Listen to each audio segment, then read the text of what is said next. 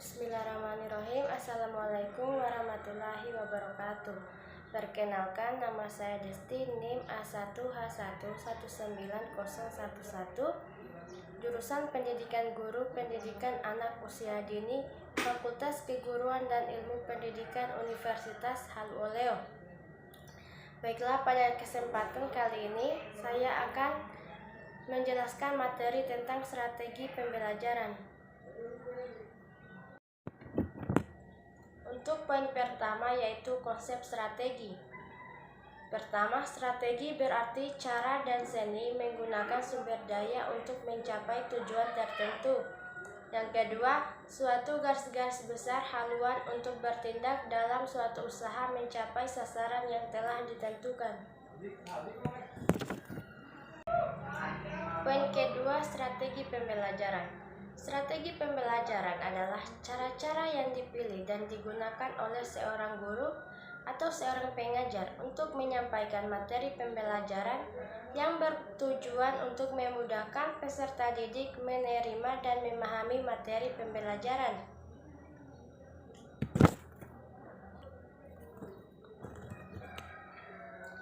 Ada 3 jenis strategi pembelajaran. Yang pertama, strategi pengorganisasian adalah cara untuk menata isi suatu bidang studi dan kegiatan ini berhubungan dengan tindakan pemilihan isi atau materi, penataan isi, dan sebagainya. Kedua, strategi penyampaian adalah cara untuk menyampaikan pembelajaran pada suatu siswa dan atau untuk menerima serta merespon masukan dari siswa. Yang ketiga, strategi pengelolaan, yaitu suatu cara untuk menata interaksi antara siswa dan variabel strategi pembelajaran lainnya.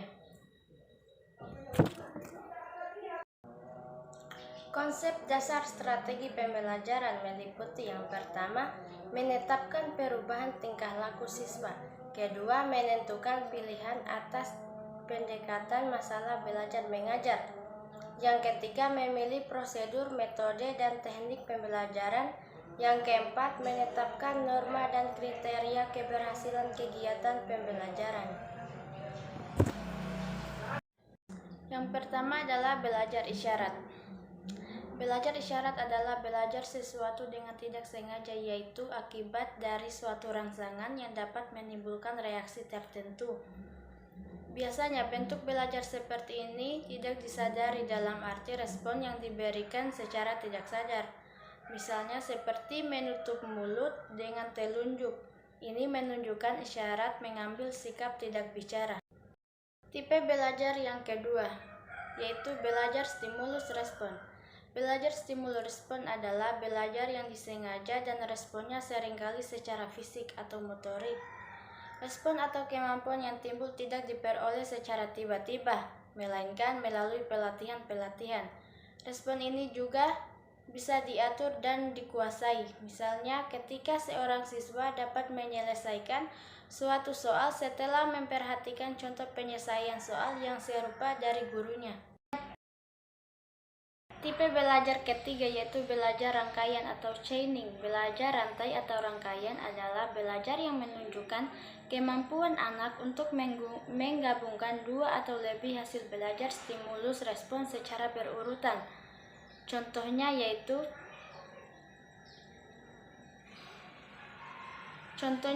ketika anak pulang sekolah, anak akan ganti baju, setelah itu makan, istirahat, dan sebagainya.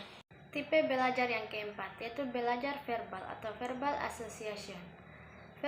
Belajar verbal adalah tipe belajar yang menggabungkan hasil belajar yang melibatkan unit bahasa atau lisan, seperti memberi nama sebuah objek atau benda. Contohnya, jika anak diperlihatkan sebuah bola, maka anak akan menjawab, "Oh, itu bola, Bu Guru." Contoh lainnya juga seperti ketika anak-anak diperlihatkan bentuk geometris persegi, maka anak akan bilang bahwa itu adalah persegi. Tipe belajar yang kelima adalah belajar diskriminasi atau discrimination learning.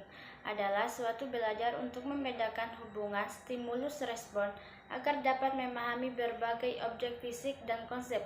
Contoh yang sering terjadi pada kehidupan adalah ketika anak mulai mengenal berbagai merek mobil atau berbagai jenis mobil walaupun mobil itu terbuat dari mobil main-mainan. Contoh lainnya yaitu anak mulai mempelajari berbagai jenis tumbuhan, hewan, warna, benda maupun manusia ataupun teman-teman di sekitarnya. Tipe belajar yang keenam adalah belajar konsep atau konsep learning. Belajar konsep adalah belajar memahami sifat-sifat dari benda-benda konkret atau peristiwa-peristiwa untuk dikelompokkan menjadi satu jenis. Contohnya, dengan konsep tersebut, maka dapat digolongkan binatang-binatang bertulang belakang menurut ciri-ciri khusus atau kelas, seperti kelas mamalia, reptil, amfibi, burung, dan ikan. Dapat pula digolongkan manusia berdasarkan ras, warna kulit, atau kebangsaan, suku, bangsa, dan bahasa. Tipe belajar yang ketujuh adalah belajar aturan. Belajar aturan adalah tipe belajar yang memungkinkan peserta didik dapat menghubungkan dua konsep atau lebih untuk membentuk suatu aturan. Contohnya yaitu ketika anak selesai bermain, anak-anak diarahkan untuk merapikan mainannya tersebut dan mengembalikan mainan tersebut di tempat semula. Tipe belajar yang terakhir adalah belajar pemecahan masalah. Belajar pemecahan masalah adalah merupakan tipe belajar yang lebih tinggi dan lebih kompleks dibandingkan dengan tipe belajar yang lainnya. Belajar pemecahan masalah disebut juga dengan masalah diri sendiri. Dalam belajar pemecahan masalah, kita dituntut untuk mengetahui masalahnya, dan kemudian kita juga dituntut untuk mencari solusi dari masalah tersebut. Sistem belajar mengajar yang pertama, inquiry discovery learning, adalah strategi yang digunakan guru dengan memberi peluang pada anak untuk mencari dan menemukan sendiri hasil belajarnya. Yang kedua, expository learning, adalah strategi guru dalam menyajikan pelajaran secara sistematis dan lengkap sehingga anak langsung menyimak secara tertib dan teratur.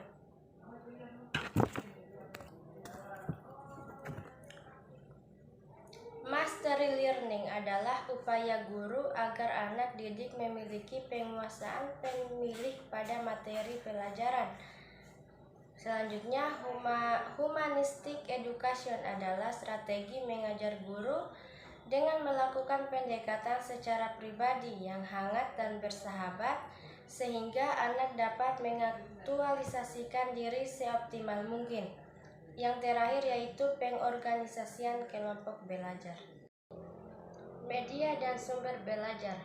Media adalah suatu alat perantara atau pengantar yang berfungsi untuk menyalurkan pesan atau informasi dari suatu sumber kepada penerima pesan. Ada 3 jenis media. Yang pertama yaitu media berdasarkan jenisnya, 2 media berdasarkan daya liput, 3 media berdasarkan bahan pembuatannya.